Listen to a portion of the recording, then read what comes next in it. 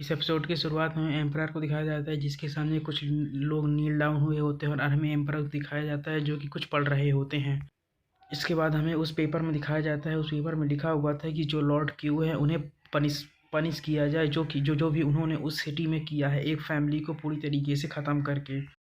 इसके बाद हमें क्यू को दिखाया जाता है जो कि उस लेटर को पढ़ने के बाद वहाँ पर जला देते हैं और अपने एक सर्वेंट से बोलते हैं कि यहाँ पर जो 7 किंग्स की मीटिंग है वो जल्द ही स्टार्ट होने वाली, इसीलिए तुम क्यू को इन्फॉर्म कर दो कि उसे उस मीटिंग में ज़रूर आना है। और एम्परर की ये बात सुनकर उनके जो सर्वेंट होते हैं वो भी हाँ में नोट कर देते हैं।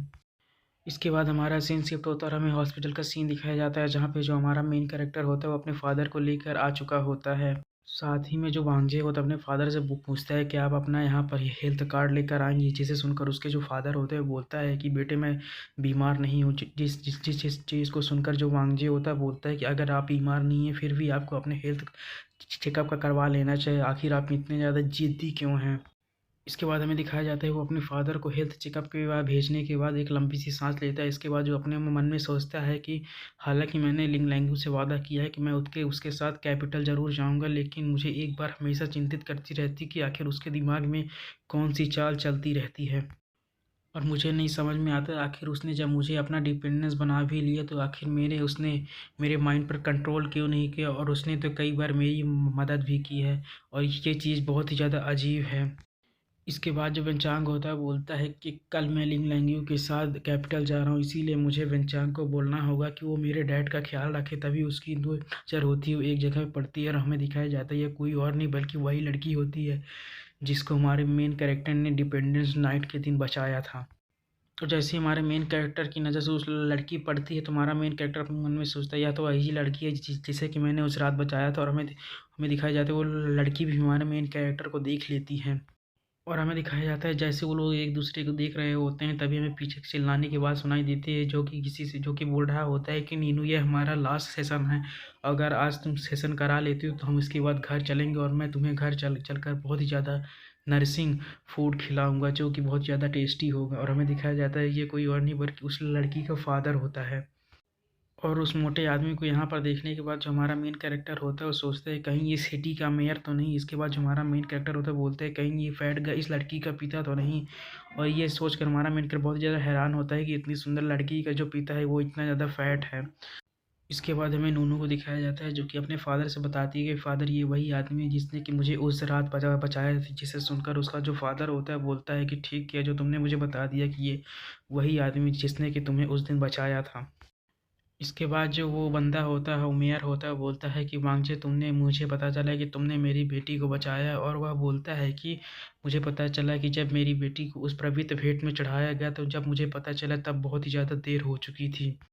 इसके बाद वो जो मेयर होता है बोलता है लेकिन जब मुझे पता चला कि मेरी बेटी को तुमने बताया है तो लेकिन फिर भी मैं तुम्हारे पास नहीं आ सकी क्योंकि जो मेरी उस समय पोजीशन थी वो बहुत ज़्यादा बेकार थी, लेकिन जब हम आज एक दूसरे से टकरा गए हैं तो मैं इसलिए बहुत ही ज़्यादा शुक्रगुजार हूँ कि तुमने मेरी बेटी की जान बचाई थी उस दिन। इसके बाद जो वांजे होता है अपने मन में सोचता है कि मैंने उस दिन जिस लड़की की जान बचाई थी मैंने नहीं सोचा था कि वो मेयर की बेटी होगी। और फिर वो मन में सोचता है कि मेयर ना केवल एक इस बहुत ही ज़्यादा स्ट्रॉन्ग फाइटर है डायमंड लेवल के, बल्कि वो एक अथॉरिटी भी होल्ड करता है इस सिटी के मेयर की। इसके बाद जो हमारा मेन कैरेक्टर उनसे पूछता है लेकिन आखिर वो आखी की बेटी को क्यों ले गए, जिसे सुनकर जो मेयर होता है गुस्से में बोलता है इसका उत्तर तो बहुत ही ज़्यादा सिंपल है, वो अपनी इम्पल्सिव डिज़ायर को पूरा करने के लिए मेरी बेटी को ले गए क्योंकि वो लोग की वेम्पायर है और वो लोग अपने डिज़ायर को बिल्कुल भी कंट्रोल नहीं कर सकते हैं। और मैं बस एक इंसान हूँ जो कि अपनी बेटी को ही नहीं बचा सकता। और हमें दिखाया जाता है मेयर इस समय इतने ज़्यादा गुस्से में होते हैं कि उनके हाथ और पैर काँप रहे होते हैं। और मेयर की ये हालत देखने के बाद जो हमारा मेन कैरेक्टर होता है वो कुछ बोलने की कोशिश कर रहा है, तभी हमें मेयर को दिखाया जाता है जो कि हमारे मेन कैरेक्टर के पास आते हुए वांगजे से बोलते हैं कि तुम्हें कैपिटल नहीं जाना चाहिए क्योंकि वह एक ट्रैप है। और इस चीज़ को सुनकर हमारा मेन कैरेक्टर भी हैरान होता है। इसके बाद जो मेयर होते हैं वो बोलते हैं कि जो एम्पायर का एम्परर है वो यहाँ पे लॉर्ड क्यूए से छुटकारा पाना चाहता है और तुम्हें यहाँ पर बिल्कुल भी कैपिटल नहीं जाना चाहिए। इतना कहकर जो मेयर होता है वहाँ चला जाता है और इसी सीन के साथ जो हमारा एपिसोड होता है ख़त्म हो जाता है। और अगर आपको वीडियो अच्छी लगी तो लाइक कमेंट सब्सक्राइब जरूर करें और अगले वीडियो के लिए वेट करें। थैंक्स फॉर वॉचिंग और आप लोग पूरी वीडियो देखा करो। इस एपिसोड की शुरुआत में हमें मेयर की लड़की बेटी को दिखाया जाता है जो कि हमारे मेन कैरेक्टर को गुड बाय कह रही थी। तभी हमें दिखाया जाता है कि हमारा जो मेन कैरेक्टर होता है अपने फादर के साथ हॉस्पिटल से बाहर आ चुका होता है। इसके बाद वांजे की जो नज़र होती है वो प्रिंसिपल पर पड़ती है, तो हमें प्रिंसिपल को दिखाया जाता है जिनका की जो चेहरा होता है कुछ ज़्यादा ही सीरियस होता है और वही सारे में वांजे से बोल रहे होते हैं कि तुम्हें कैपिटल नहीं जाना चाहिए क्योंकि जो एम्परर है वो क्यू को जाल में फंसा कर वहाँ पर मारना चाहता है। और इस बारे में सोचकर जो वांजे था वो बहुत ही ज़्यादा हैरान दिखाई दे रहा होता है। इसके बाद हमें वांगजो दिखाया जाता है जो कि लिंग लैंग्यू को ये चीज़ बताने वाला होता है कि जो उसके फादर जो कैपिटल जाने वाले वह एक ट्रैप है जो कि एम्परर ने उन्हें मारने के लिए बनाया है।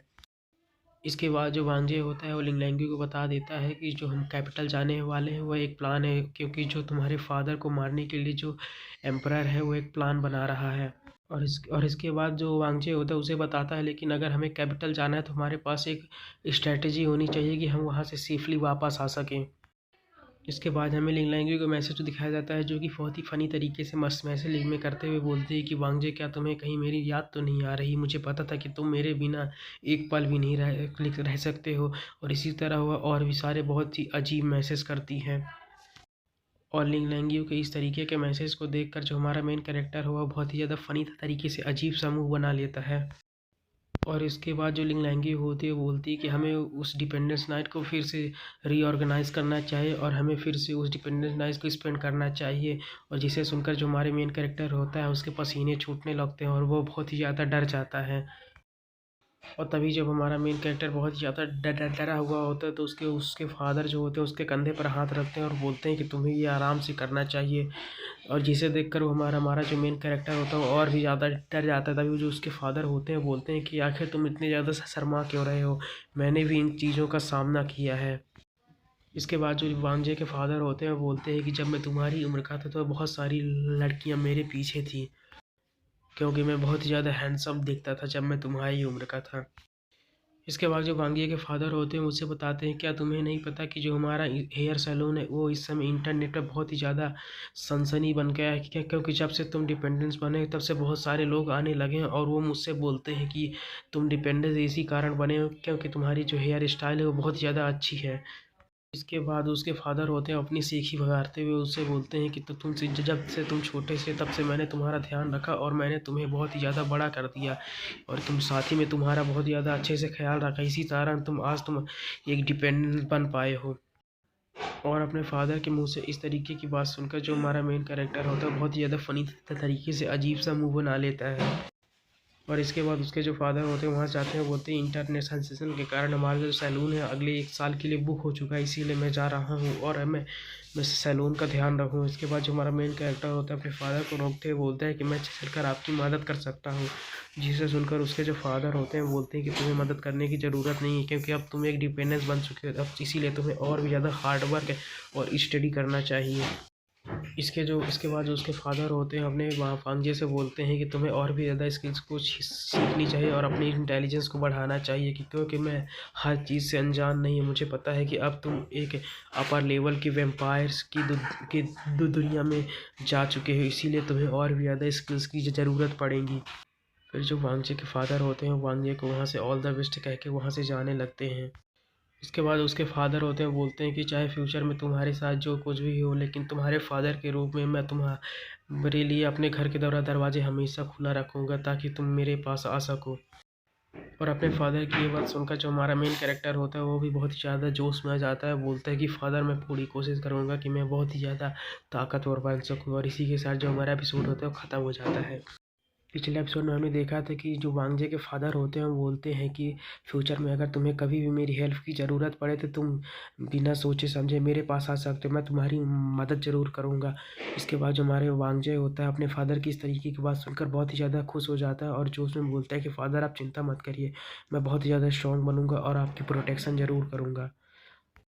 और वांजे के मुंह से इस तरीके की बातें सुनकर जो उसके फादर होते हैं वो भी हाँ में नॉट करते हैं। तभी जो उसके फादर होते हैं बहुत ही ज़्यादा फ़नी तरीके से उसे पकड़ते हुए बोलते हैं कि चलो हम एक साथ फिर सेल्फी लेते हैं और इस तरह करके तुम मुझ पर एक फ़ेवर कर रहे हो। और फिर उसके फादर बहुत ही ज़्यादा फ़नी तरीके से सेल्फी लेते हुए बोलते हैं कि इन तस्वीरों को लेकर मैं अपने दुकान शॉप के बाहर लगाऊंगा ताकि और भी कस्टमर आ सकें, और इन तस्वीरों से मैं तुम्हारा एडवर्टाइजमेंट करूंगा। साथ ही में मेरे पास जो तुम्हारी बचपन की तस्वीरें हैं मैं उन्हें भी लगाऊंगा ताकि हमारे शॉप में और भी ज़्यादा कस्टमर आ सकें। और अपने फादर की इस तरीके की बात सुनकर जो हमारा मेन कैरेक्टर होता है वह तो और भी ज़्यादा परेशान हो जाता है, और वो समझ रहा होता है कि आखिर उसके फादर यहाँ पर किस तरीके की तस्वीरों की बातें कर रहे हैं। इसके बाद उसके वांगजी और उसके वो फादर होते हैं, वो बात करते करते अपने शॉप के पास आ जाते हैं। तभी जो उसके फादर होते हैं वो शॉप के पास जाते हैं, बोलते हैं कि मैं इन फ़ोटोज़ को यहीं पर लगा देता हूँ ताकि सभी लोग देख सकें। तभी जो वांगजी होता है बोलता है कि जब तक आप खुशी हैं तो मैं भी खुश रहूँगा। इसके बाद जो वांजे होता है अपने मन में सोचता है कि जो फादर है वो मेरे लिए सच में बहुत ही ज़्यादा चिंता कर रहे हैं। और फिर जो वांजे होता है अपने मन में सोचता है अगर मुझे अपने फादर की करंट लाइफ को प्रोटेक्ट करना है तो मेरे पास केवल एक ही रास्ता है कि मुझे जितना हो सके उतना ज़्यादा स्ट्रांग होना पड़ेगा ताकि मैं अपने फादर की प्रोटेक्शन कर सकूं।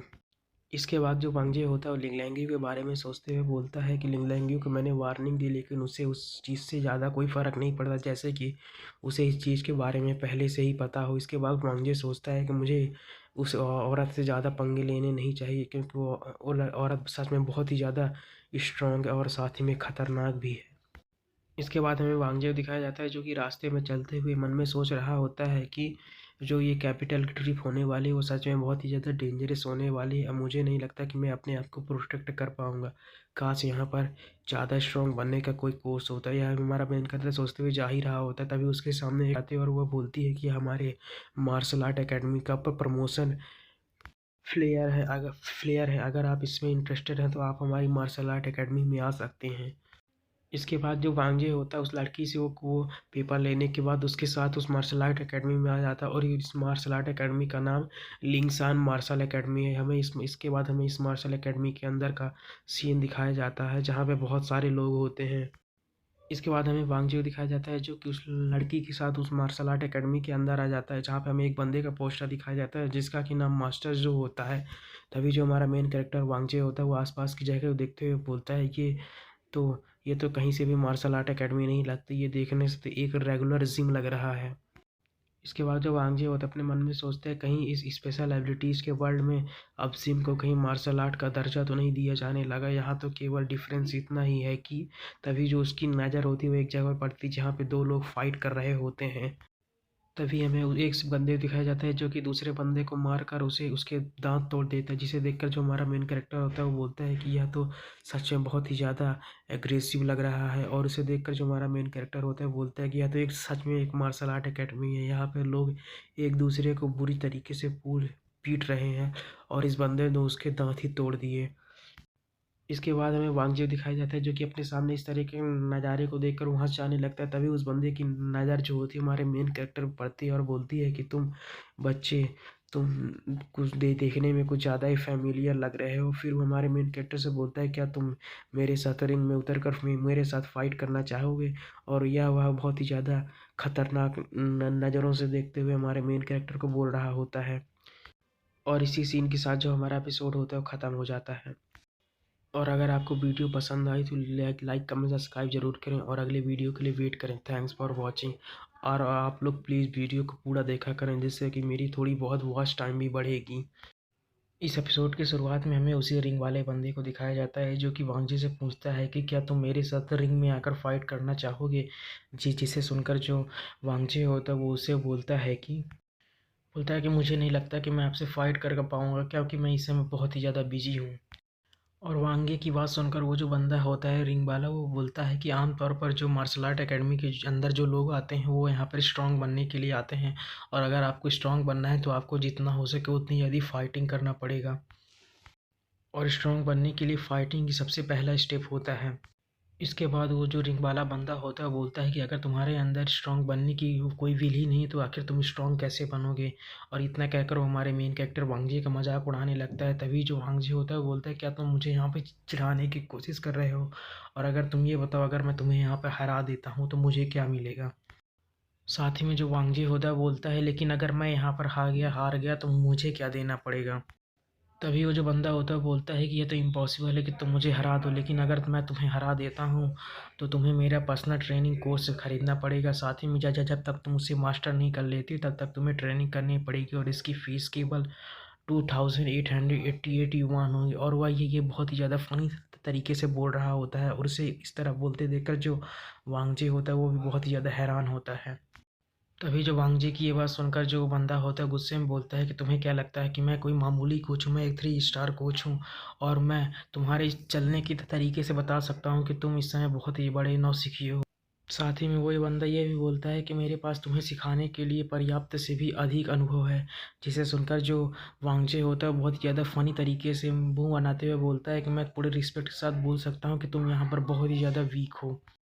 और वांगजे की ये बात सुनकर वो जो बंदा होता है वो और भी ज़्यादा गुस्सा हो जाता है। गुस्से में वो चिल्लाते हुए बोलता है कि आखिर तुमने मुझे वीक कैसे किया, अगर तुम मुझे यहाँ पर हरा देते हो तो मैं तुम्हें फ्री कोचिंग दूंगा। जिसे सुनकर जो वांगजे होता है वो बोलता है कि अगर मैं तुम्हें हरा ही दूंगा तो तुम्हारे पास सिखाने के लिए तुम्हारे पास बचेगा ही क्या। जो जिसे सुनकर वो कोच और भी ज़्यादा चिढ़ जाता है और बोलता है कि अगर तुम मुझे यहाँ पर हरा देते हो तो मेरे जो मास्टर जो हैं वो तुम्हें कोचिंग देंगे।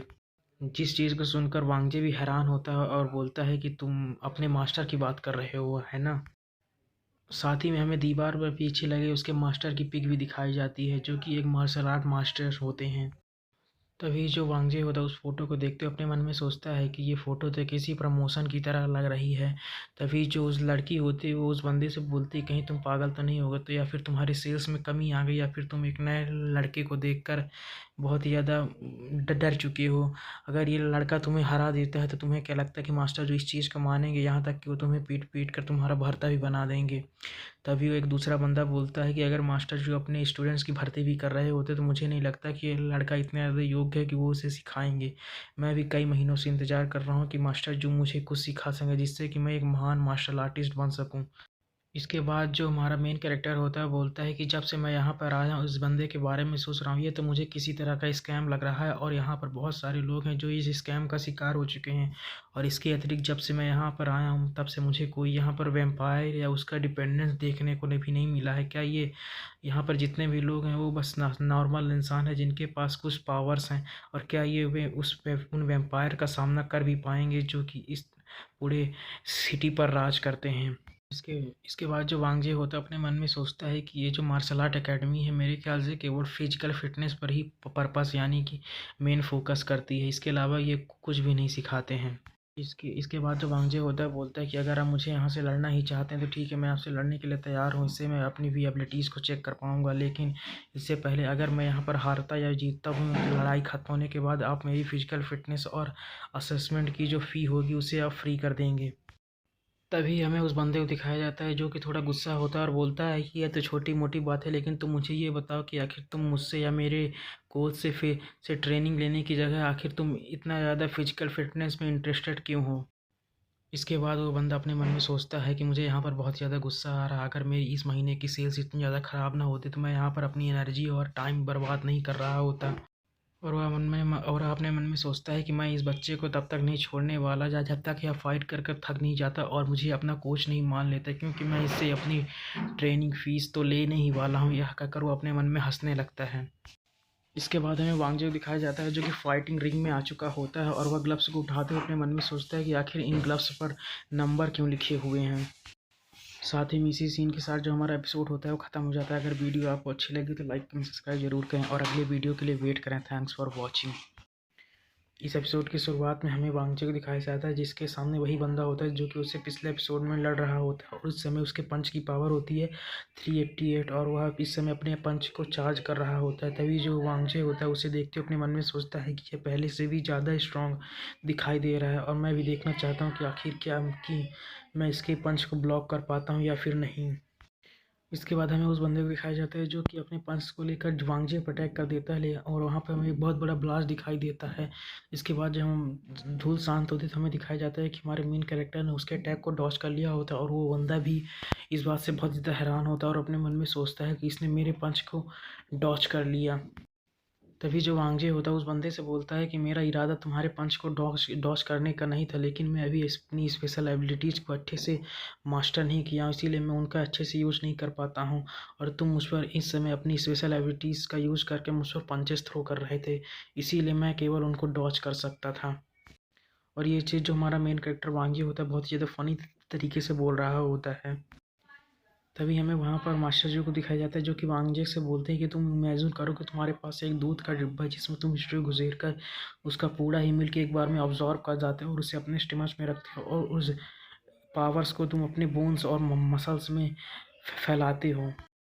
तभी जो हमारा मेन कैरेक्टर होता है बहुत ही ज़्यादा फ़नी तरीके से अपने मन में सोचता है कि आखिर मास्टर जो यहाँ पर 20 फाइट के बीच में मिल्क और स्ट्रू के बारे में मुझे क्यों बता रहे हैं। तभी जो वांगी होता है वो सोचने लगता है। तभी हमें मास्टर जी को दिखाया जाता है जो कि बोलते हैं कि तुम्हें पहले खुद को शांत करना होगा और अपनी पावर को एक जगह पर फोकस करो और फिर अटैक करो। तभी हमारे मेन कैरेक्टर का कुछ क्लिक होता है और अपने मन में सोचता है कि मास्टर जी ने बोला कि दूध के किनारे से एक स्ट्रॉ डालकर। और फिर वांगची सोचता है कहीं जो मास्टर जो हैं ये तो नहीं कहना चाहते कि जो मेरे पास मेरे इंडिपेंडेंस स्पेस में जो फ्रिज है मैं उसके साइड से किनारे से छेद कर कर उससे मैं अपनी पावर्स को बढ़ा सकता हूँ। शायद वो यही कहने की कोशिश कर रहे हैं। फिर इसके बाद हमें वांगजे को दिखाया जाता है जो कि एक अपने डिपेंडेंट स्पेस में ड्रिल लाता है और उससे फ्रिज में छेद करने लगता है। और कुछ देर के छेद करने के बाद हमें दिखाया जाता है कि उसके अंदर से किसी तरह की पावर निकलने लगती है जो कि रेड कलर की होती है। और इसे देखकर जो हमारा मेन कैरेक्टर होता है अपने मन में सोचता है कि यह बस मेरी शक्ति का केवल थोड़ा सा ही पोर्शन है। और वह इसे फील कर बहुत ही ज़्यादा हैरान होता है और अपने मन में सोचता है कि अब मुझे इसे ऑब्जॉर्व करना चाहिए और बोलता है कि अब मैं अपनी पावर्स को कंट्रोल कर सकता हूँ। इसके बाद जब वांगचे होता है वो इस पावर को अपनी बॉडी में ट्रांसफ़र करने लगता है और बोलता है कि अब मैं इसे अच्छे से कंट्रोल कर सकता हूँ। इसके इसके बाद जो वांजे होता है अपनी पावर्स को फ़ील करके मन में सोचता है तो क्या मैं इस तरह अपनी पावर्स को यूज़ कर सकता हूँ और इस चीज़ को इतना जल्दी होता देखकर जो आसपास के लोग होते हैं उसे वांगजी को देखकर बोलते हैं कि और बोलता है कि यह तो एक पागलपन है, इसने केवल पहले ही अटेम्प्ट में अपनी पावर्स को यूज़ करना और उसे अच्छी तरीके से नियंत्रित करना सीख लिया, यह तो बहुत ही ज़्यादा टैलेंटेड है। तभी एक दूसरा बंदा बोलता है कि नहीं, ज़रूर ये कोई कोइंसिडेंस होगा। इसके बाद हमें उसी बंदे को दिखाया जाता है जो कि वांगजे से फाइट कर रहा होता है, उसकी समय फट चुकी होती है और बोलता है कि ये वो वन इसने इतनी ज़्यादा आसानी से कैसे सीख लिया। तभी जो बोलता है कि लेकिन मुझे फाइट तो लड़नी ही पड़ेगी। तभी हमें उसके मास्टर को दिखाया जाता है जो कि बोलते हैं कि तुम्हें पूरी अपनी फोर्स लगाकर इस पे अटैक करना होगा। जिस चीज़ को सुनकर वो बंदा भी जोश में आ जाता है और पूरी फोर्स लगाकर जियांग फेंग पर अटैक कर देता है। और उसे हैरानी तब होती है जब हमें दिखाया जाता है कि हमारे मेन कैरेक्टर ने उसके अटैक को ब्लॉक कर लिया होता है और उसने वो अपने मन में सोचता है कि इसने इस बार बिना किसी ट्रिक का यूज़ करे इसने मेरे अटैक को डायरेक्ट ब्लॉक कर लिया। और वो बंदा इस बात से बहुत ही ज़्यादा हैरान होता है। इसके बाद हमें वांगजे को दिखाया जाता है जो कि उसके पंच को ब्लॉक करने के बाद बोलता है कि अब मेरी बारी। इसके बाद हमें मास्टर जो को दिखाया जाता है कि जो कि जियांग फेंग को कुछ इंस्ट्रक्शन देते हैं जिसे फॉलो करते हुए जियांग फेंग जो होता है एक पंच उस बंदे की तरफ बढ़ा देता है। और हमें दिखाया जाता है कि वो बंदा इस पंच को ब्लॉक भी नहीं कर पाता, उसे डायरेक्ट ये पंच हिट करता है जिसके कारण वो बंदा होता है वो ज़मीन पर गिर जाता है। और इसके बाद हमें वांगचो दिखाया जाता है जैसे ही वो पंच उस बंदे का, तो हमें उस पंच की पावर को दिखाया जाता है जिसे लोग देख कर वहाँ पर जितने भी लोग होते हैं बहुत ही ज़्यादा हैरान होते हैं क्योंकि इस समय जो वांगजी की पंच की पावर होती है वो 688 होती है। उसके बाद हमें वहाँ पे खड़े लोगों को दिखाया जाता है जो कि बोलते हैं कि यह तो बहुत ज़्यादा अनबिलीवेबल है और ये साथ ही बंदा ये बहुत ही ज़्यादा इम्प्रेसिव है और बोलते हैं कि इसने ऐसा पंच मारा जिसकी की पावर 600 पंच पावर से भी ज़्यादा थी और इसे देखकर ऐसा लग रहा है जैसे ये इसे कुछ हुआ भी ना हो इतना पावरफुल पंच मारने के बाद। तभी हमें वांगजो दिखाया जाता है जो कि मास्टर जू को देख कर बोलता है कि क्या आप ही मास्टर जू हैं। और इसी सीन के साथ जो हमारा एपिसोड होता है वो ख़त्म हो जाता है। और हाँ, अगर आपको भी ये वीडियो अच्छी लगी हो तो लाइक कमेंट सब्सक्राइब जरूर करें और अगले वीडियो के लिए वेट करें। Thanks for watching. इस एपिसोड की शुरुआत में हमें लिंक्स एंड मार्शल एकेडमी के एक रूम का सीन दिखाया जाता है जहाँ पे जो हमारा वांगजे होता है और मास्टर जू के सामने बैठा होता है। तभी जो वांगजे होता है वो बोलता है कि मुझे आपसे मिलकर खुशी हुई मास्टर जू। इसके बाद जो जियांग फेंग होते हैं वो मास्टर जू से बोलते हैं कि आपने फाइट्स के समय जो मुझे पॉइंटर्स दिए उसके लिए भी मैं आपको बहुत बहुत शुक्रगुजार हूँ जिसके कारण मैं फ़ाइट को जीत पाया था। तभी जो वो बंदा होता है वो बोलता है कि अब तुम तो जान ही चुके होगे कि जो मेरे मास्टर हैं वो कितने ज़्यादा स्ट्रॉन्ग हैं। और वो अब साथ ही में अपने गाल को सहलाते हुए बोलता है लेकिन जो तुमने मुझे पंच मारा सच में वो बहुत ही ज़्यादा दर्द कर रहा है। इसके बाद जो जियांग फेंग होता है मास्टर जू से पूछता है कि मास्टर जू आप तो एक एक्सपर्ट हैं तो क्या आप मुझे एक मार्शल आर्ट सिखा सकते हैं। इसके बाद मास्टर जो जियांगफेंग से बोलते हैं कि वैसे तो तुम बहुत जल्दी सीखते हो, साथ ही में तुम मेरे इस स्टूडेंट के मुकाबले काफ़ी ज़्यादा स्ट्रांग हो, क्योंकि जो मेरा जो स्टूडेंट है वो बहुत ही ज़्यादा वीक है। ये बात सुनकर उसका जो स्टूडेंट होता है वो भी बोलता है कि मास्टर आप ये कैसी बातें कर रहे हैं। इसके बाद जो मास्टर जो होते हैं वो जियांगफेंग से बोलते हैं कि मैं देख सकता हूँ कि तुम्हारे अंदर बहुत सारी स्पेशल एबिलिटीज़ हैं, लेकिन तुम उनका यूज करना ही नहीं जानते, और तुम मार्शल आर्ट को केवल एक बच्चे की तरह ही सीख सकते हो, और तुम केवल फाइट को जीतने के लिए अपने ब्रूट फोर्स का यूज ही कर सकते हो। और मास्टर जो की ये बात सुनकर जो वांगजे होता है बहुत ही ज़्यादा खुश होता है। वो ज़्यादा खुश होते हुए बोलता है कि फिर मास्टर जो आप मुझे सिखाते क्यों नहीं। तभी वो जो बंदा होता है वो हंसते हुए बोलता है कि अब तो तुम्हें पता चल गया कि मेरे मास्टर कितने ज़्यादा स्ट्रांग हैं, तो अब तो तुम उनसे सीखना ही चाहोगे। लेकिन मैं तुम्हें बता दूँ उनकी जो फ़ीस है वो सच में बहुत ही ज़्यादा महंगी है। इसके बाद जो मास्टर जो होते हैं वो जियांगफेंग की ये बात सुनकर बोलते हैं, बस मैं सच कहूँ तो मैं मार्शल आर्ट एकेडमी में बहुत समय से हूँ, इसीलिए मेरा जो शरीर है वो थक चुका है, और मैंने पहले ही फैसला कर लिया है कि अब मैं किसी और स्टूडेंट को नहीं सिखाऊंगा, और ना ही किसी और स्टूडेंट को अब मैं अपना स्टूडेंट बनाऊंगा। इसके बाद वो बोलते हैं, लेकिन अच्छा ये बताओ कि तुमने ये फैसला कब से ले लिया। तभी हमें उस बंदे को दिखाया जाता है जो कि खुश हो जाता है और बोलता है कि अब मुझे इसका कमीशन मिलेगा। और बोलते हैं कि इसके बाद मास्टर जो बोलते हैं कि लेकिन ये बताओ कि अगर मैंने तुम्हें ये सिखाया नहीं होता तो मैंने एक अच्छा स्टूडेंट आज खो दिया होता। और मास्टर जो की ये बात सुनकर जो वो पीछे बंदा लिए होता है बोलता है कि मास्टर आप इसे अपना स्टूडेंट बना लीजिए, और आप इससे जितना फ़ीस मांगोगे वो आपको इतना फ़ीस देगा। उसकी ये बात सुनकर जो वांगजे होता है बोलता है कि ठीक है, जब तक आप मुझे सिखाएंगे मैं आपके लिए कुछ भी करूँगा। वांगजे की ये बात सुनकर जो मास्टर जो होते हैं बोलते हैं कि ठीक है, आज से तुम मेरी आखिरी स्टूडेंट होगी।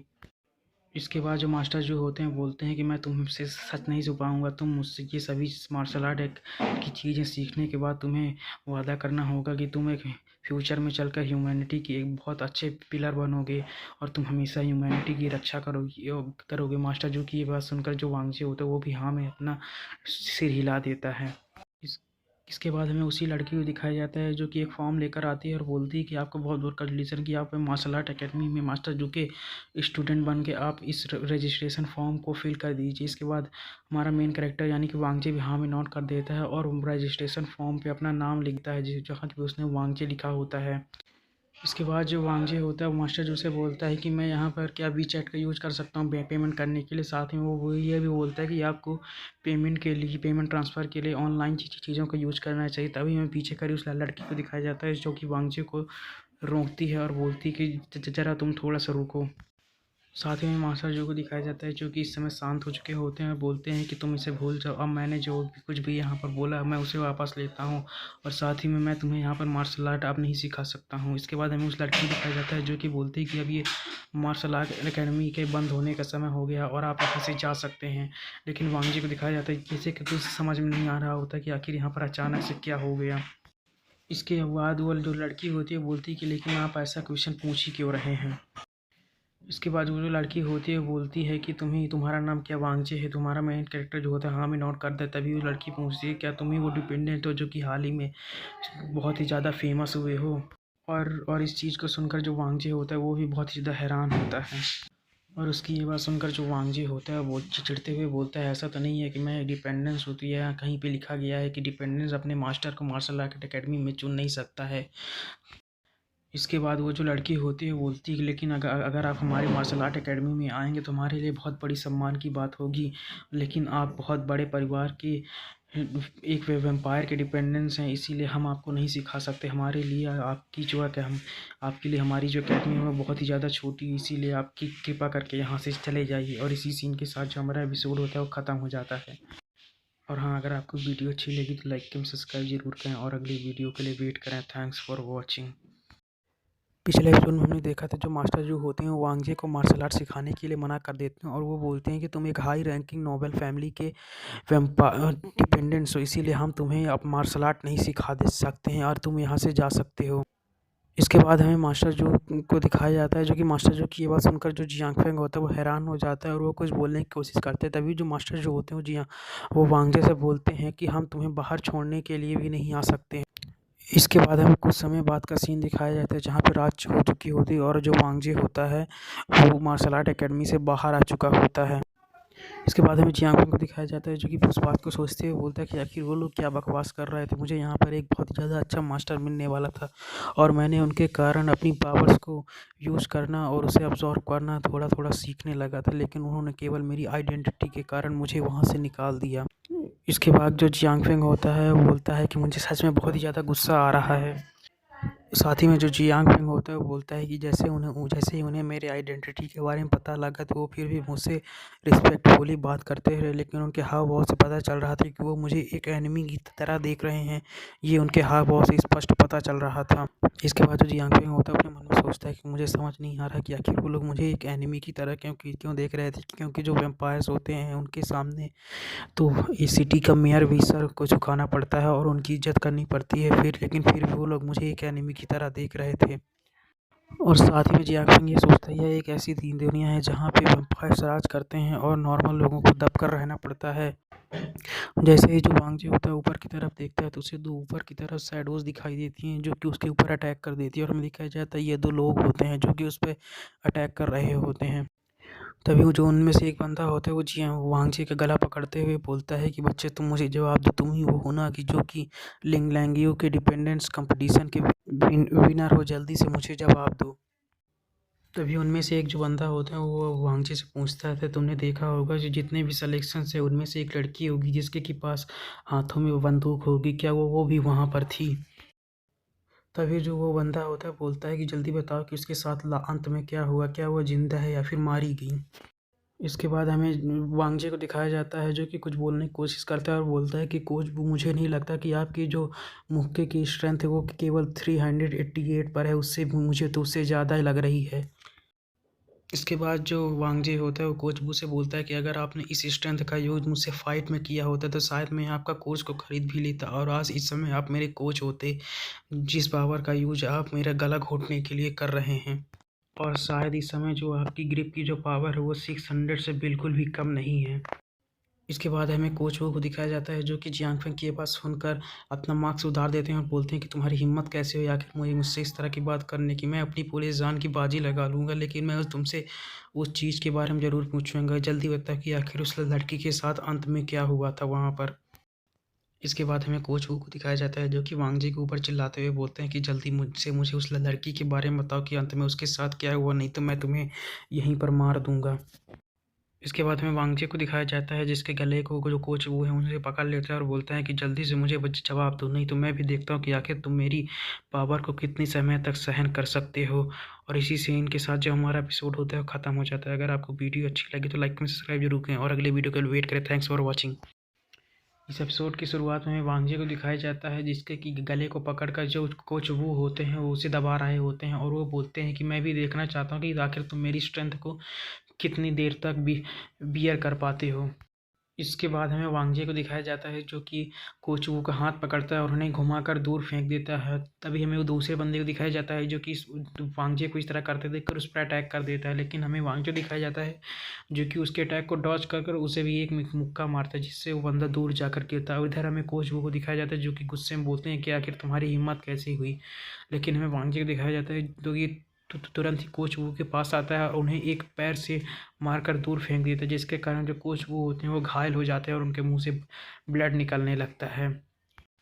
इसके बाद हमें वांगजे दिखाया जाता है जो कि उन दोनों को ही मारकर ज़मीन पर लेटा देता है और हमें दिखाया जाता है इस समय वांगजे की बॉडी से रेड कलर का ऑरा निकल रहा होता है। तभी हमें उसके पीछे एक बंदे को दिखाया जाता है और ये कोई बंदा और कोई नहीं बल्कि जो मास्टर जो होते हैं वही होते हैं। इसके बाद हमें वांगजे को दिखाया जाता है कि इसने कि मास्टर जू को सेंस कर लिया होता है और बोलता है तो अच्छा तो आप भी यहीं पर हैं। इसके बाद हमें कोच वू को दिखाया जाता है जो कि खांसते हुए बोलते हैं कि मास्टर मुझे माफ़ करिएगा लेकिन मैं इस बंदे को हरा नहीं पाया। इसके बाद हमें मास्टर जू को दिखाया जाता है जो कि कोच वू से बोलते हैं कि मैंने तुम्हें बार बार बोला था कि तुम्हें कभी आके पहले पहल नहीं करनी चाहिए, एक दिन तुम्हारा यही कैरेक्टर तुम्हारी मौत का कारण बनेगा। इसके बाद हमें कोच वो को दिखाया जाता है जो कि बोलता है कि हाँ मास्टर मैं हार गया, लेकिन वह कुछ बोलने ही वाला होता है तभी हमें मास्टर जो को दिखाया जाता है जो कि चिल्लाते हुए बोलते हैं कि तुम्हें क्या लगता है उसने केवल ह्यूमैनिटी को बचाने के लिए अपनी जान दी है, वो उसने कोई यहाँ पर मूर्खता भरी भरा काम नहीं किया है। और साथ ही में इस समय जो मास्टर जो होते हैं वो अपने ऑरा को रिलीज कर रहे होते हैं और मास्टर जू की ये बात सुनकर जो वांगजे होता है वो भी हाँ में नोट करता है, बोलता है कि हाँ मास्टर जू आप बिल्कुल सही कह रहे हैं। और जी वांग जी की ये बात सुनकर हमें कोच वू को दिखाया जाता है जो कि चिल्लाते हुए बोलते हैं कि भाड़ में जाओ कमीने, ये तुम्हारा काम नहीं है, अब तुम एक पिछा वेम्पायर के चमचे बन चुके हो। इसके बाद जो वांगजे होता है वो मास्टर जो की तरफ देखते हुए बोलता है कि पहली बात तो अब मैं किसी वैम्पायर का चमचा नहीं हूँ, और अगर मैं चमचा होता तो अभी तो तक तुम यहाँ पर जी जिंदा नहीं होते, तुम मर चुके होते। और वांगे की ये बात सुनकर जो कोच वो होते हैं उस पर चिल्लाते हुए बोलते हैं कि तुम आखिर कैसी बातें कर रहे हो, अब तुम एक डिपेंडेंट बन चुके हो, जिसके कारण अब तुम आधे इंसान और आधे वेम्पायर बन चुके हो, और आखिर तुम यहाँ पर किस बात में बहस कर रहे हो, अब तुम एक वेम्पायर के डिपेंडेंस होने के कारण अब तुम इंसान नहीं रहे। इसके बाद हमें वांगजे दिखाया जाता है जो कि मास्टर जू की तरफ देखते हुए बोलता है कि मैं अभी भी वांगजे हूँ, और क्या कोई ऐसा तरीका नहीं जिससे कि मैं वेरीफाई कर सकूँ कि अभी भी मेरे अंदर ह्यूमैनिटी है, और मेरे जो सेंसेस और सोल हैं वो अभी भी मेरे पास है, और मैं अपने मर्जी से डिसीजन ले सकता हूँ। ऐसा तो हो ही नहीं सकता कि पहले कभी किसी के पास ऐसी चीज़ें ना रही हों। और साथ ही में जो वांगजे होता है मास्टर जू से बोलता है कि अगर आप मुझ पर विश्वास करते हैं तो मुझे एक मौका दीजिए। इसके बाद हमें मास्टर जो को दिखाया जाता है जो कि वांगजी को पहले देखते हैं और फिर बोलते हैं कि जो भी ह्यूमन वैम्पायर के साथ म्यूटेटेड होते हैं वो अपने अंदर की ह्यूमैनिटी और रैशनैलिटी को खो देते हैं, लेकिन इस चीज़ का चेक करने का एक सरल तरीका है। तभी वो बोलते हैं कि जाओ कौन। तभी हमें एक लड़की को दिखाया जाता है जो कि अंधेरे से बाहर आती है, और ये जो लड़की होती है कोई और नहीं बल्कि वही लड़की होती है जिसने कि हमारे मेन कैरेक्टर यानी कि वांगजे को इस एकेडमी का पैम्पलेट दिया था। और इसके हाथ में इस समय एक गन होती है जिसे कि मॉर्बियस पल्सेशन ट्रीटमेंट गन कहा जाता है। इसके बाद हमें उस लड़के को दिखाया जाता है जो कि इस गन को वांगची के ऊपर तान देती है, और इस गन के बारे में बताते हुए बोलती है कि ये जो गन है इसके अंदर जो गोली है वो जो ह्यूमंस के अंदर उनका इंटरनल डिजायर्स होती है उन्हें बाहर ला ला देती है, और बोलती है कि ऐसे ही कुछ समय पहले कुछ लोगों ने हमारे डिपार्टमेंट में एंटर करने की कोशिश की, लेकिन इस गोली के लगने के कारण जो उनके रियल कैरेक्टर और अगली चीज़ें थी वो सब बाहर आ गई और हमने उन्हें पकड़ लिया। इसके बाद वो जो लड़की होती है वो वांगजे से बोलती है कि क्या तुम इस ये सब चीज़ें जानने के बाद भी इस चीज़ को ट्राई करना चाहोगी, जिसे सुनकर जो हमारा मेन कैरेक्टर यानी कि वांगजे होता है वो भी हाँ में नोट कर देता है, और इस चीज़ को सुनकर वहाँ पर जितने भी लोग होते हैं वो बहुत ज़्यादा हैरान हो जाते हैं। इसके बाद हमें वांगजे को दिखाया जाता है जो कि आगे बढ़ता है और उस गन को पकड़कर अपने माथे पर लगा देता है, और बोलता है कि इसके बाद जो जियान वांगजी होता है उस लड़की से बोलता है कि जल्दी तुम्हें जो भी करना है जल्दी करोगे, क्योंकि ये मुझे पता है एक बार जो भी इंसान वैम्पायर के कंट्रोल में आ जाता है वो अपनी ह्यूमैनिटी पूरी तरीके से खो देता है, और इस वेपन का जो पावर है वो उसे मार सकती है, और ये एक तरह का ये एक परमाणु हथियार है वैम्पायर्स के लिए। और वांगजी की ये बात सुनकर वो जो लड़की होती है वो हैरान होती है और वांगजी से बोलती है क्या तुम्हें समझ नहीं आया कि आखिर मैंने यहाँ पर क्या बोला है। इसके बाद हमें वांगजू दिखाया जाता है जो कि उस लड़की से काफ़ी सारी चीज़ें बोलता है, लेकिन मैं इन चीज़ों को इतना ज़्यादा एक्सप्लेन नहीं करने वाला क्योंकि वो चीज़ें इतनी ज़्यादा ज़रूरी नहीं है, और हमारा जो मेन कैरेक्टर वांगजी होता है वो बोलता है कि जल्दी करो। और वांगजे की ये बात सुनकर जो मास्टर जी होते हैं वांगजे से बोलते हैं क्या तुम्हें डर नहीं लगता कि हमने कोई मनगढ़ंत कहानी बनाई और इसके अंदर कोई ऐसी पावर ना हो कि ये पिशाच वैम्पायर और ह्यूमन को पहचान सके, और ये कोई नॉर्मल बंदूक हो जो कि तुम्हें एक बार में ही तुम्हारे सिर को धड़ से अलग कर दे। इसके बाद हमें वांगजी दिखाया जाता है जो कि बोलता है कि आप लोग वैम्पायर से फाइट करते हो और आप लोगों को देखकर यही लगता है कि आप लोग एक ट्रू वॉरियर्स है, और मैं एक पिशाच बनने से अच्छा तो आप लोगों के हाथों से मरना पसंद करूंगा। और साथ ही वांगजी ये भी बोलता है कि आप लोग वैसे ही बहुत ज़्यादा रिस्पेक्टेबल पीपल हो, इसीलिए आपके पास ऐसा कोई कारण नहीं होगा कि आप लोग मुझसे यहाँ पर झूठ बोलें। इसके बाद जो वांगजे होता है जल्दी से उस लड़की से बोलता है कि जल्दी से मुझे शूट करो, इसी से सीन के साथ जो हमारा एपिसोड होता है ख़त्म हो जाता है। और हाँ, अगर आपको वीडियो अच्छी लगी तो लाइक कमेंट सब्सक्राइब जरूर करें और अगली वीडियो के लिए वेट करें। Thanks for watching. जैसा कि हमने पिछले एपिसोड में देखा था, जो वांगजी होता है वो खुद खुद से ही उस गन को अपने माथे पर रख लेता है और बोलता है कि मुझे मार दो। और वह चिल्लाते हुए लड़की बोलती है कि तुम्हें ये बिल्कुल भी मत सोचना कि मैं ये चीज़ नहीं कर सकती हूँ। इतना कहकर वो बोलती है कि तुम ये भाई बिल्कुल भी मत सोचना कि जो ह्यूमंस हैं वो अपनी बिलीफ की तरफ फाइट करना बंद कर देंगे। इधर हमें वांगजी को दिखाया जाता है जो कि ट्रिगर को दबा देता है जिससे कि गोली चलती है और जो हमारा एमसी होता है उसको लग जाती है। इसके बाद हमें वांगची को दिखाया जाता है जो कि उस गोली के लगने के बाद नीचे गिर जाता है। इधर हमें उस लड़की को दिखाया जाता है जो कि ज़ोर ज़ोर से हाँफ रही होती है, क्योंकि उसे भी नहीं लगा था कि जो वांगजे वो इतना ज़्यादा पागल होगा कि वो खुद से ही अपने आप पर गोली चलवा लेगा। तभी हमें पीछे खड़े मास्टर जू को दिखाया जाता है जो कि चिल्लाते हुए अपने डिसाइबल से बोलते हैं कि जल्दी से पीछे हटो, वो अपने आप को ट्रांसफॉर्म भी कर सकता है। तभी हमें उस लड़की को दिखाया जाता है जो कि पीछे हट जाती है और बोलती है कि मुझे पता है। साथ ही में कोच वो को दिखाया जाता है जो कि अपने फाइटिंग स्टैंस में आ जाते हैं और वो फाइट करने के लिए तैयार रहते हैं होते हैं। तभी जो मास्टर जो होते हैं वांग जी की तरफ देखते हुए बोलते हैं कि इसने खुद को एक एनर्जी वेसल के रूप में यूज़ कर लिया। साथ ही जो मास्टर जो होते हैं वो एक डिवाइस को चालू कर देते हैं और बोलते हैं कि ये जो डिवाइस है इससे की निकलने वाली जो पल्सेस हैं वो डिपेंडेंस और उसके जो मास्टर हैं उनके बीच के कनेक्शन को फोर्सफुली कुछ समय के लिए काट देते हैं, जिससे कि मास्टर को पता नहीं चल पाएगा कि उसका जो डिपेंडेंट वो इस समय डेंजर में है। और फिर जो मास्टर जो होते हैं बोलते हैं कि और इसीलिए अभी के लिए हम लोग सेफ हैं। इसके बाद मास्टर जो वांगजे की तरफ देखते हुए बोलते हैं कि अब समय है कि तुम अपना असली रंग दिखाओ कि तुम एक वैम्पायर हो। इसके बाद हमें वांगजी को दिखाया जाता है जो कि अचानक से उठ जाता है और अपनी एनर्जी रिलीज करते हुए उनकी तरफ बढ़ने लगता है। तभी हमें उस लड़की को दिखाया जाता है जो कि चिल्लाते हुए बोलती है कि मुझे पता था, मुझे पता था ये एक वैम्पायर है। उधर हमें उन दोनों को दिखाया जाता है जो कि बोलते हैं कि उसके पास मत जाओ, नहीं तो कुछ ही देर में अपने आप को सेल्फ डिस्ट्रैक्ट कर लेगा। इसके बाद हमें वांगचू दिखाया जाता है जो कि किसी ज़ॉम्बी की तरह उनकी तरफ बढ़ने लगता है। तभी उनमें से एक बोलता है कि आखिर इसे कुछ हुआ क्यों नहीं। तभी जो दूसरा होता है बोलता है कि मुझे कैसे पता होगा। थ्योरेटिकली तो ये होता है कि जब भी कोई गोली लगती है कुछ देर के बाद वो वैम्पायर अपने आप को ख़त्म करने लगता है। तभी उनमें से एक बोलता है कि शायद ये किसी तरह की म्यूटेटेड स्पीसीज़ हो सकती है। तभी उनमें से दूसरा बोलता है कि जल्दी से पीछे हटो, नहीं तो वो तुम्हारे पास आ जाएगा। इधर हमें उस लड़की को दिखाया जाता है जो कि डर के मारे फिर से हमारा जो मेन कैरेक्टर होता है उस पर गोली चलाने वाली होती है। तभी हमें वांगजे को दिखाया जाता है जो कि अचानक से जाकर उससे गन छीन लेता है और बहुत ही ज़्यादा फ़नी तरीके से उनके वेपन को देखते हुए बोलता है तो अच्छा ये है आपका सबसे ज़्यादा एडवांस वेपन। और उसे इस तरह करता देखकर वो तीनों ही बहुत ज़्यादा फ़नी तरीके से उसे शॉक्ड होकर देख रहे होते हैं। साथ ही में ये वेपन बहुत ही ज़्यादा इफ़ेक्टिव है। कुछ समय के लिए तो मैं भी बहुत ही ज़्यादा शॉक्ड हो गया था। तभी जो वांगजे होता है वो मास्टर जू से पूछता है कि मास्टर जू क्या इस वेपन की जो टेक्नोलॉजी है ये उसी वेपन की तरह की है जो कि आपके पास है। और मास्टर जू भी वांगजे को ऐसा करता देखकर शॉक्ड होते हैं और बोलते हैं कि हाँ तुम ठीक कह रहे हो, ये उसी तरह की टेक्नोलॉजी है जैसा कि वेपन मेरे पास है। इसके बाद जो वांगचे होते चिल्लाते हुए बोलता है कि अब तुम लोग तो समझ गए ना कि मैं एक ह्यूमन हूँ। तभी उनमें से एक बंदा चिल्लाते हुए बोलता है कि नहीं तुम झूठ बोल रहे हो, तुम शुरू में भ्रमित हो गए थे, अब तुमने बताओ आखिर तुमने अपने आप को कैसे संभाला।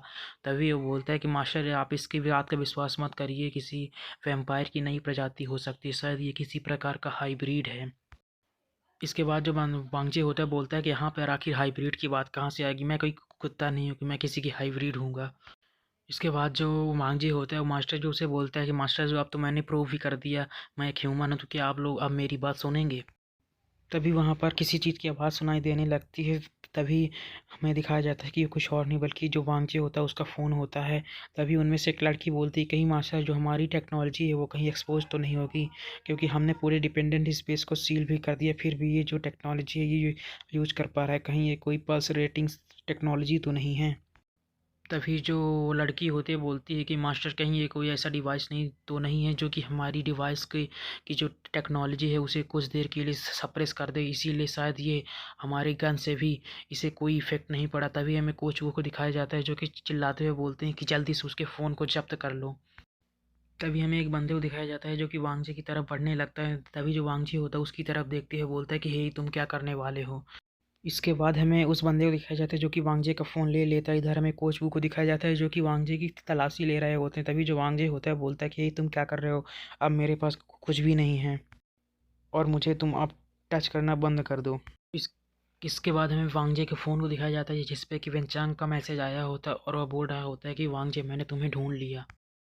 इसके बाद वो हम मैसेज को पढ़कर बताता है कि इसमें बहुत सारी चीज़ें लिखी है, साथ ही में इसमें वैम्पायर को कैसे मारा जाता है इसमें ये भी चीज़ें लिखी हैं। और वह बोल रहा है कि यहाँ घर पर आओ, हमें चेक करना होगा क्या ये तरीका काम भी करता है वैम्पायर्स पर, कि ऐसे ही मैंने रिसर्च कर लिया है।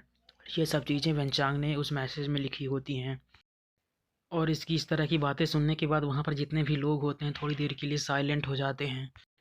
इसके बाद जो वांगजे होता है बहुत ज़्यादा फ़नी तरीके से बोलता है कि अच्छा ये बताओ कि मैंने बोला था कि मैं वैम्पायर नहीं हूँ, और तुम ये बताओ अच्छी कौन सा वैम्पायर होगा जो कि हर दिन अपने आप को मारने के तरीके पर रिसर्च करेगा। तो तभी जो वेंचांग होता है फ़ोन पर बोलता है कि वांगजी आखिर तुम किस बारे में बात कर रहे हो, मैंने तुम्हें डिपेंडेंट स्पेस में सामान करने की कोशिश की लेकिन तुम वहाँ पर नहीं आ पाओ, अच्छा ये बताओ तुम आखिर हो कहाँ पर।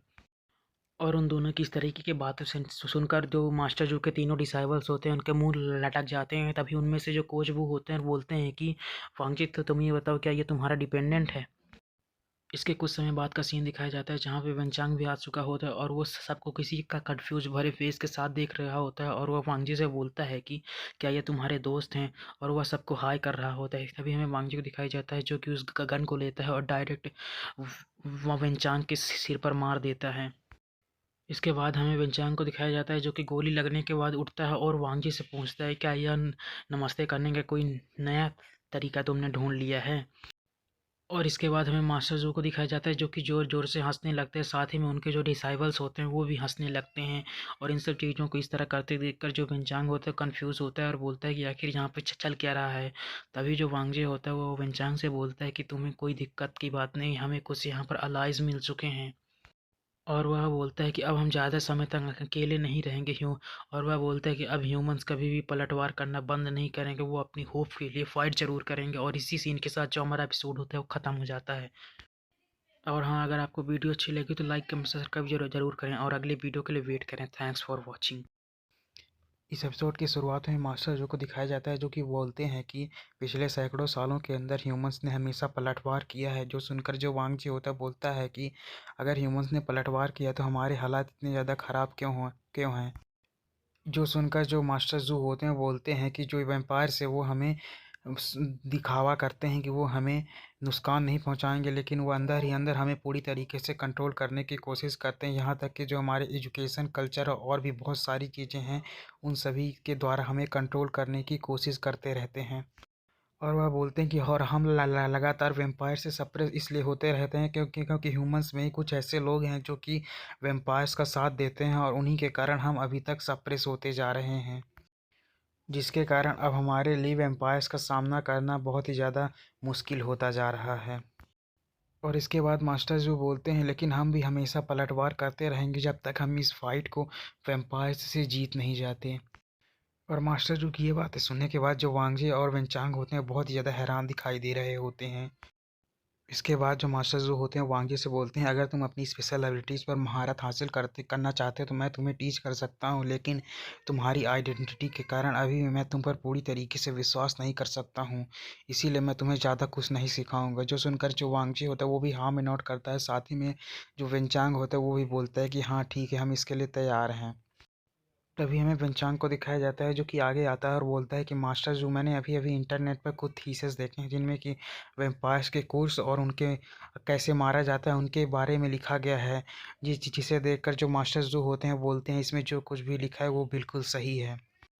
इसके बाद हमें मास्टर जो को दिखाया जाता है जो कि उन लोगों से बोलते हैं कि केवल आर्ल रैंक के वेम्पायर्स के पास ही वेम्पायर कोर रहते हैं और वो इन्हें उनके ब्लड लाइन या इनहेरिटेंस से मिलते हैं। लेकिन अगर तुम्हें नॉर्मल वेम्पायर्स को मारना है तो तुम उन्हें ब्रुटैलिटी करके वो पूरी तरीके से ख़त्म कर कर मार सकते हो, लेकिन अगर तुम्हें किसी आर्ल रैंक के वेम्पायर या हाई रैंक के वेम्पायर्स को मारना है तो तुम्हें पहले उनके डेमोनिक कोर यानी कि वेम्पायर कोर को डिस्ट्रॉय करना पड़ेगा, नहीं वो फिर से रिवॉर्न हो सकते हैं। बिना उनके वैम्पायर कोर को डिस्ट्रॉय किए बिना तुम उन्हें नहीं मार सकते हो। इसके बाद जो मास्टर जू होते हैं वो बताते हैं कि हम मुश्किल से ही बहुत ही ज़्यादा कम दर्जे के वैम्पायर से फ़ाइट कर पाते हैं और आर्ल और उसके ऊपर से वैम्पायर्स के फ़ाइट करने के बारे में तो हम सोच भी नहीं सकते। अच्छी बात यह है कि जो आर्ल और उसके ऊपर के रैंक के वैम्पायर्स हैं वो इस दुनिया में बहुत ज़्यादा कम है, नहीं तो हमारे ह्यूमंस के पास बिल्कुल भी उम्मीद नहीं होती कि वो कभी इनसे छुटकारा भी पा पाएंगे। इसके बाद जो मास्टर जो होते हैं बोलते हैं कि तुम्हारे मास्टर के जो फादर हैं क्या वो एक अर्ल नहीं हैं, हम उनकी हत्या करने के बारे में सोच रहे थे।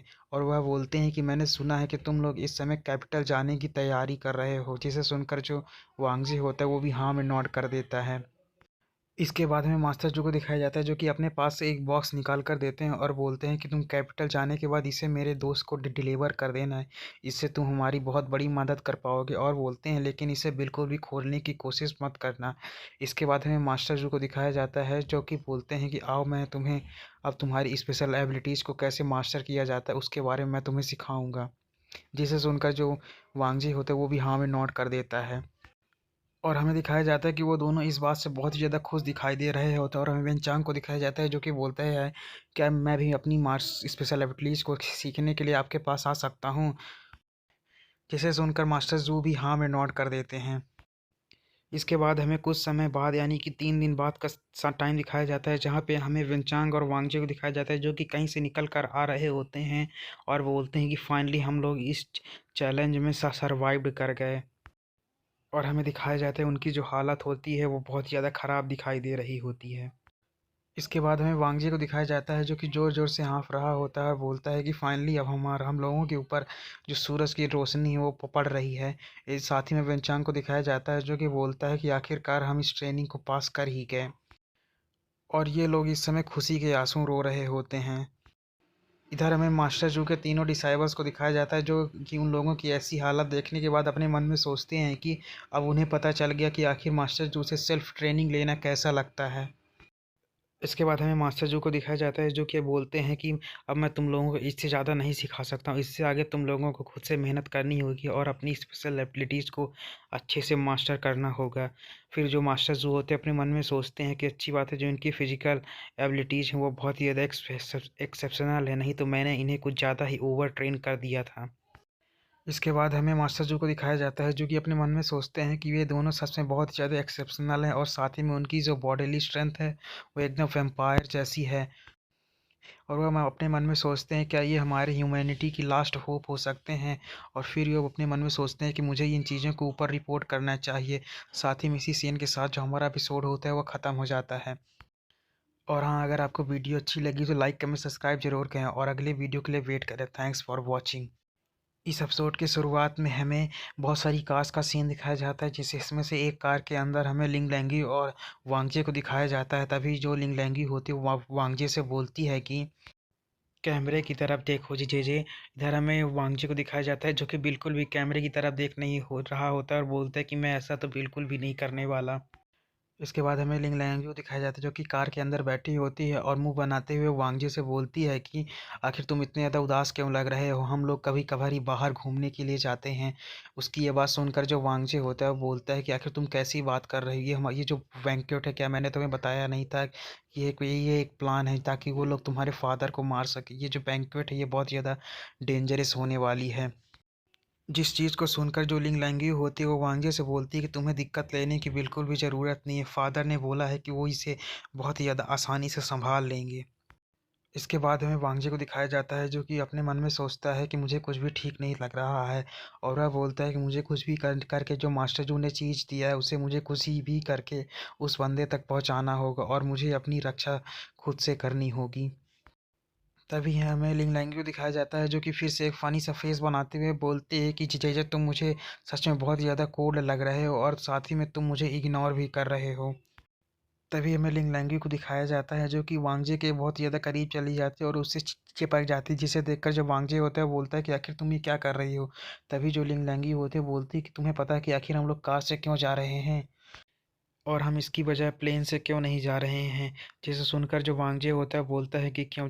इसके बाद लिंग लैंग्वेज बोलती है कि हम इसलिए कार से जा रहे हैं क्योंकि हमें साथ में कार से जाने में हमें बहुत ज़्यादा टाइम मिलेगा जिससे कि हम आप एक दूसरे से बात कर सकते हैं।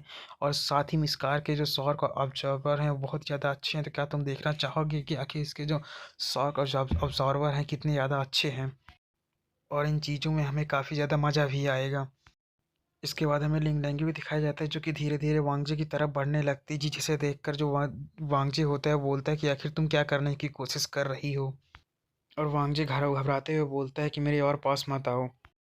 तभी हमें लिंग लैंग्वेज को दिखाया जाता है जो कि जैसे ही वांगजे को छूती है तो हमें वांगजे दिखाया जाता है जो कि जोर से चिल्लाता है जिसके कारण कार के ही अंदर एक छोटा सा ब्लास्ट होता है। इसके बाद हमारा सीन शिफ्ट होता है और हमें कार के अंदर का सीन दिखाया जाता है जो कि ब्लास्ट होने के कारण हमें दिखाया जाता है जो लिंग लैंग्वेज होती है वो एक छोटी सी बच्ची बन जाती है और वो दिखने में बहुत ज़्यादा क्यूट लग रही होती है। तभी जो छोटी सी लिंग लैंग्वेज होती है वो रोते हुए बोलती है कि मुझे तुमसे नफरत, तुम हमेशा मुझे परेशान करते रहते हो और तुम्हें मेरी बिल्कुल भी परवाह नहीं है। इतना कहकर वो रो जो ज़ोर ज़ोर से रोने लगती है, जिसे सुनकर जो हमारा मेन कैरेक्टर यानी कि एमसी होता है उसे शांत कराने की कोशिश करता है। लेकिन जो फिर से लिंग लैंगी होती है वो फिर से अपने कैरेक्टर में आ जाती है और बोलती है कि जब तक तुम मुझे किस नहीं दोगे मैं शांत नहीं होने वाली, और इतना कहकर वह वांगजे की तरफ बढ़ने लगती है। तभी हमें लिंग लैंग्वेज को दिखाया जाता है जो कि वांगजी के पास पहुंच चुकी होती है और अपने मन में सोचती है कि मास्टर तो बहुत ही ज़्यादा फनी लग रहे हैं और वो मेरे रूप बदलने के बाद मुझ पर पलटवार करने की कोशिश भी नहीं कर रहे हैं। और वो अपने मन में सोचती है कि मास्टर के ऑर्डर के कारण मैं फिर से अपने शॉक्ड वाले स्टेट में आ गई हूँ और मुझे इसे उभरने में कुछ दिन तो लगेंगे ही। और साथ ही में वो सोचती है कि जो मास्टर हैं वो भी पहले से पावरफुल हो चुके हैं। इसके बाद हमें कार के बाहर का सीन दिखाया जाता है जहाँ से कार से बहुत ही ज़्यादा अजीब सी आवाज़ें आ रही होती हैं। तभी हमें एक दूसरी गाड़ी के अंदर दो रिपोर्टर्स को दिखाया जाता है जो कि रोते हुए बोलते हैं कि देखो और गाड़ी कितनी ज़ोर ज़ोर से हिल रही है, और वह वांगजी को गाली देते हुए बोलते हैं कि देखो वो बादशाह कितना ज़्यादा लकी है। और लिंग लैंग्यू की गाड़ी के आगे ही उसके जो फादर की कार होती है वो भी होती है, और उस कार के अंदर हमें लिंग लैंग्यू के फादर को दिखाया जाता है जो कि उनको इस तरह करते देखकर अपने मन में सोचते हैं कि जो यंगेज होती है वो कितनी ज़्यादा अच्छी होती है। तभी किवी के कार के अंदर हमें दिखाया जाता है एक चमगादड़ आ जाती है और बोलती है कि मैंने शिप को तैयार कर दिया है, तुम यहाँ से हुज़ुओ जाने के बाद वहाँ पर एक रात रुकोगे और वहाँ से शिप को लेकर तुम सगुरा एम्पायर की तरफ चले जाना। जैसे सुनकर जो लिंग लैंग्यू का फादर होता है वो बोलता है कि बारह सिंह तुम सच में मेरी बहुत ज़्यादा परवाह करते हो। तभी जो वो चमगादड़ होता है बोलता है कि तुम इधर उधर की बातें बंद करो, तुम्हें भी पता है कि इस बैंक्वेट में ज़रूर कुछ न कुछ गड़बड़ है, इसीलिए तुम इस एम्पायर को छोड़कर चले जाओ। अब इस एम्पायर में तुम्हारे लिए रुकना सही नहीं होगा। और इसके बाद वो चमगादड़ बोलते हैं और जो तुम्हारा दोस्त चांगसिन है अब वो पहले जैसा नहीं रहा, अब वो राजा बन चुका है। इसके बाद जो लिंगलैंगी के फादर वो बोलते हैं आखिर तुम क्या बात कर, तुम्हें यहाँ पर संदेश सुनना चाहिए। और वह बोलते हैं क्या तुम अपने असली रूप में आ सकते हो, क्योंकि मुझे तुम्हारा असली रूप भी पसंद है। और फिर जो कीवी होते हैं उस चमगादड़ से पूछते हैं आखिर तुम ये बताओ तुम कौन सा गाना सुनना चाहोगे। तभी हमें उस चमगादड़ को दिखाया जाता है जो कि फिर चिल्लाते हुए बोलता है कि तुम खुद से मुसीबत को मोल ले रहे हो, तुम्हें नहीं पता कि तुम डायरेक्ट एक विनाश के रास्ते पर चलते जा रहे हो। और उसकी फिर से ये बात सुनने के बाद जो क्लिंग लैंगी के फादर होते हैं बोलते हैं कि तुम नहीं समझोगे, मैं वहाँ जाकर सब कुछ बदल दूंगा। और कीवी की ये बात सुनने के बाद जो चमगादड़ होता है उसे बिल्कुल भी समझ में नहीं आता कि आखिर कीवी यहाँ पे कहना क्या चाहता है। इसके बाद जो कीवी होते हैं फिर से वो चमगादड़ से बोलते हैं कि तुम्हें इस सॉन्ग को एंजॉय करना चाहिए, तुम इस अच्छे पल को अपनी बातों से बर्बाद कर रहे हो, और शायद तुम भूल रहे हो कि वैम्पायर लंबी आयु के कारण हमेशा ही ब्लड पाथ होता है, और शायद सब लोग भूल चुके हैं कि ह्यूम जो नॉर्मल ह्यूमन की लाइफ होती है बहुत ज़्यादा कम होती है और हमें इसे एंजॉय करना चाहिए। इसीलिए तुम भी यहाँ पर इस सॉन्ग को एंजॉय करो। और इसी सीन के साथ जो हमारा एपिसोड होता है वो ख़त्म हो जाता है। और हाँ, अगर आपको वीडियो अच्छी लगी तो लाइक करें, सब्सक्राइब जरूर करें और अगले वीडियो के लिए वेट करें। Thanks for watching. इस एपिसोड की शुरुआत में हमें बेलुगो कैपिटल को दिखाया जाता है जो कि बहुत ज़्यादा बड़ी होती है। तभी जो लिंग लैंगी होती है वो भी वहाँ पर आ जाती है और बोलती है कि ये लो हम लोग बेलुगो की कैपिटल में आ चुके हैं। जिसे देखकर जो वांगजे होता है बोलता है कि ये तो बहुत ही ज़्यादा बड़ी है। जो सुनकर जो लिंग लैंगी होती है वो बोलती है ऑफ कोर्स ये बड़ी होगी क्योंकि ये कैपिटल है। इसके बाद जो लिंगलैंगी होती है वो वांगजी से बोलती है कि ये जो बेलुगो कैपिटल है वो पूरे हुआ नेशन में सबसे ज़्यादा मेट्रोपॉलिटन सिटी है, और यहाँ के जो 7 किंगडम्स है उसमें से भी ये सबसे ज़्यादा मैजेस्टिक सिटी है। और वह बताती है कि पूरे वर्ल्ड में सबसे ज़्यादा फाइनेंस और पॉलिटिकल एक्सचेंज इसी कैपिटल में किए जाते हैं। इसके बाद जो वांगजे होता है बोलता है कि इस पैलेस को देखते हो कि इतना ज़्यादा शानदार दिखाई दे रहा है, साथ ही में यहाँ पर तो बहुत ज़्यादा क्राउड भी है। इसके बाद जो लिंगलैंगी होती है बोलती है कि 7 किंग से मीटिंग से पहले यहाँ पर जितने भी लोग हो वो लोग यहाँ पर केवल फ़न के लिए आए हैं। तभी जो वांगजे होता है किसी से किसी तरह भी इशारा करते हुए बोलता है कि वहाँ देखो क्या हो रहा है। तभी जब लिंगलैंगी उधर साइड देखती है तो हमें कुछ लोग दिखाई जाते हैं जो लोग की झगड़ा कर रहे होते हैं।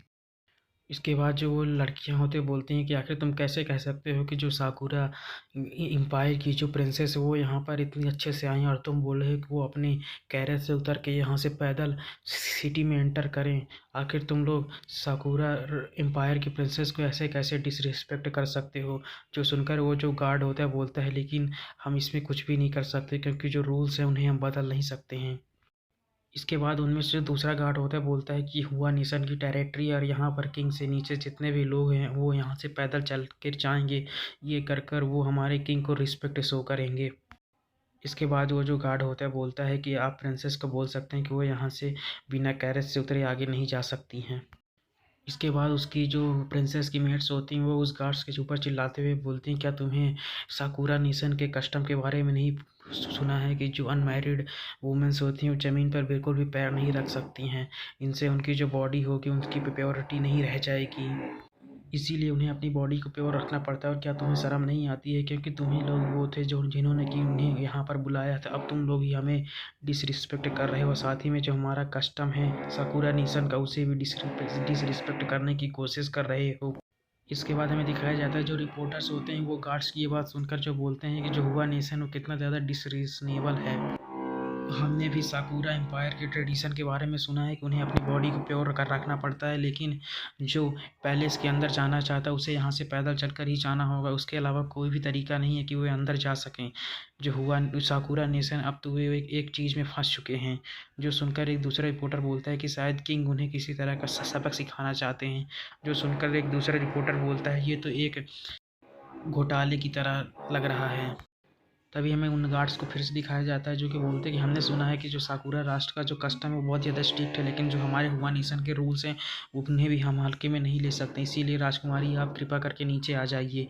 जो सुनकर उसकी जो मेड होती है बोलती कि आखिर तुम्हारी हिम्मत कैसी हुई, वो बोल ही रही होती तभी हमें वहाँ पर दिखाई एक कार आ जाती है, जिसे देख कर जो गार्ड्स होते हैं वो वहाँ पर अपनी रिस्पेक्ट शो करने लगते हैं। जिसे देखकर तो वो जो मेड होती है वो भी हैरान होती है कि आखिर कौन आ गया। तभी हमें कुछ लोगों को ये बात सुनाई देती है जो कि बोलती कि ये तो लगता है कि जो अर्ल क्यू हैं ये उनकी फैमिली की जो प्राकृतिक चिन्ह है वो है। तभी उसमें एक दूसरा बंदा बोलता है लेकिन ये लोग भी किंग के लेवल पर नहीं है, फिर भी आखिर ये लोग अपनी कार को यहाँ तक लेकर कैसे आ चुके हैं।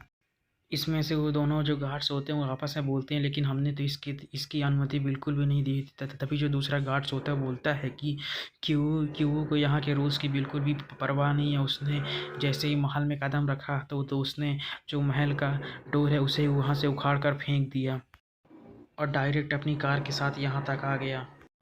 और गार्ड्स की आवाज़ सुनकर वहाँ पर जो लोग होते हैं बोलते हैं कि हाँ मैंने इसके बारे में सुना है, ये कुछ साल पहले की ही बात है। इसमें दूसरा बंदा बोलता है कि हाँ तुम सही कह रहे हो। तभी उनमें से एक दूसरा बंदा बोलता है इसी के बाद सीक्यू को कैपिटल से बाहर ट्रांसफ़र कर दिया गया है। तब से लेकर अब तक किसी ने भी उसे पैलेस में कार चलाने की रूम में रोकने की हिम्मत बिल्कुल भी नहीं की।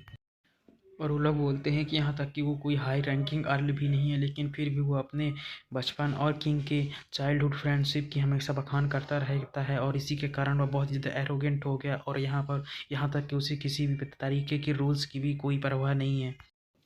तभी वो लोग बोलते हैं कि लेकिन अब जब किंग ने उनसे यहाँ पर सामान किया है तो लगता है कि जो मैटर होने वाला है वो बहुत ज़्यादा इंटरेस्टिंग है। इधर हमें कि लॉर्ड क्यू को दिखाया जाता है जो कि अपने कार के अंदर बैठे होते हैं। उन लोगों की इस तरीके की बात सुनकर वो मुस्कुरा रहे होते हैं। तभी इसके बाद हमारा सीन शिफ्ट पे उन्हीं दोनों मेट पे आ जाता है जो कि बोलते हैं कि ये दोनों तो सच में बहुत ही ज़्यादा एनोइंग है। ये लोग क्या सच में हमारी प्रिंसेस को ह्यूमिलिएट करने की कोशिश कर रहे हैं। तभी हमें प्रिंसेस को दिखाया जाता है जो कि उनसे बोलती हैं कि तुम्हें इतनी ज़्यादा गुस्सा करने की ज़रूरत नहीं है, ये कोई बड़ी बात ही नहीं है। और हमें उनसे देखने से ऐसा लगता है जैसे कि उनकी जो तबीयत है वो ख़राब लग रही होती है। तभी हमें दिखाया जाता है जैसे वो बोल रही होती हैं तभी उन्हें किसी की आवाज़ सुनाई देती है। ये हमें दिखाया जाता है कोई और नहीं बल्कि लिंग लैंगी होती है। बोलती है योर हाइनेस कि आप मेरी कार में बैठना चाहेंगी। और इसके बाद जो लिंग लैंगी होती है वो अपना इंट्रोडक्शन देते हुए बोलती है कि मेरा नाम लिंग लैंगी है और मैं लॉर्ड क्यू की बेटी हूँ और आपको किंग के बुलाने पर अपने कैरेज से उतरने की बिल्कुल भी ज़रूरत नहीं है। आप यहाँ पर डायरेक्ट मेरी कार के अंदर आ सकते हैं, इससे आपकी जो ट्रेडिशन है वो भी बिल्कुल बरकरार रहेगा। और वो बोलती है कि तुम मेरे कार के अंदर चलकर इसमें पैलेस के अंदर एंटर कर सकते हो, इससे तुम्हारी जो ह्यूमिलेशन है वो बिल्कुल भी नहीं होगी। इधर मेरे मेन कैरेक्टर को दिखाया जाता है जो कि इसको इस तरह बोलता देखकर बहुत ही ज़्यादा डर चुका होता है, उससे पसीने छूट रहे होते हैं। साथ ही में जो लिंग लैंगी होती है बोलती है कि बहुत सारे लोग आपको घूर रहे हैं, आपको जितना जल्दी हो सके उतना बहुत जल्दी डिसीजन लेना होगा क्योंकि इससे दोनों नेशंस के बीच में डिप्लोमेसी हो सकती है। तभी जो उसकी मेट्स होते हैं बोलती हैं कि योर हाइनेस हमें यहाँ से चलना चाहिए। साथ ही में वो जो मेड होती है बोलती है कि 7 किंग्स की मीटिंग में जो किंग्स हैं उन्होंने हमें बहुत कम इन्फॉर्मेशन दी है और साथ ही वो हमारी रिस्पेक्ट भी नहीं कर रहे हैं, तो हमें जितना जल्दी हो सके यहाँ से चले जाना चाहिए, हमें यहाँ पर बिल्कुल भी नहीं रुकना चाहिए इनके इस तरह के ट्रीटमेंट को देखकर। इसके बाद जो प्रिंसेस होती है उसे सिर हिलाते हुए इस चीज़ को मना कर देती हैं और बोलती हैं कि मैंने अपने फादर से वादा किया कि मैं उनकी मदद करूँगी। इसके बाद जो प्रिंसेस होती हैं वो लिंग लैंगियो का भी धन्यवाद करती हैं उन्हें अपने कार के अंदर आने देने के लिए। और साथ ही में वो जो प्रिंसेस होती हैं वो लिंग लैंग्वेज से बोलती हैं कि लेकिन मैं माफ़ी चाहूँगी कि मैं आपको परेशान कर रही हूँ। इधर हमारे मेन कैरेक्टर यानी कि वांगचू दिखाया जाता है जो कि साकुरा की राजकुमारी को ही देख रहा होता है और अपने मन में सोचता है कि क्या ये जो महक है ये साकुरा के फूलों की महक है। साथ ही में जो लिंग लैंग्वेज होती है अपने ड्राइवर से बोलती है कि जब तक हम पैलेस के अंदर न पहुँच जाएँ तब तक तुम गाड़ी को बिल्कुल भी नहीं रोकना। साथ ही में हमें रिपोर्टर्स को दिखाया जाता है जो कि बोलती है कि हमें और भी ज़्यादा फ़ोटो लेनी चाहिए क्योंकि जो साकुरा राष्ट्र की जो प्रिंसेस है उन्हें पैलेस के अंदर एंटर करने के लिए अर्ल के ग्लोरी का सहारा लेना पड़ा। और ये तो हमारे लिए एक बहुत ही ज़्यादा हॉटेस्ट टॉपिक की न्यूज़ बन जाएगी और आज से ये इंटरनेशनल हेडलाइन भी होगी। इधर हमें उस प्रिंसेस के मेट्स को दिखाया जाता है जो कि उन रिपोर्टर्स की ये बात सुनकर बहुत ही ज़्यादा गुस्सा हो रही होती हैं और बोलती हैं कि आखिर इन हुआ नेशंस की इतनी ज़्यादा हिम्मत कैसे हुई कि हमारी ये डिसरिस्पेक्ट कर सकें। तभी जो दूसरी मेड होती है उसे रोकते हुए बोलती है कि तुम्हें यहाँ पर गुस्सा होने की ज़रूरत नहीं, क्या तुम हमारे महाराज के प्लान को यहाँ पर ख़राब करना चाहती हो गुस्सा होकर। जिस चीज़ को सुनकर वो मेड शांत हो जाती है, बोलती है कि मुझे पता है कि आखिर क्या करना है। तभी हमें उन मेट्स को दिखाया जाता है जो कि एविल स्माइल देखते हुए बोलते हैं कि तुम लोगों को जितना हंसना है हंस सकते हो, देखते हैं कि आखिर लास्ट में कौन हंसेगा और जल्द ही हम भी देखेंगे तुम आगे कैसे हंस पाते हो। और इसी सीन के साथ जो हमारा एपिसोड होता है ख़त्म हो जाता है। और हाँ, अगर आपको वीडियो अच्छी लगी तो लाइक कमेंट सब्सक्राइब जरूर करें और अगले वीडियो के लिए वेट करें। Thanks for watching.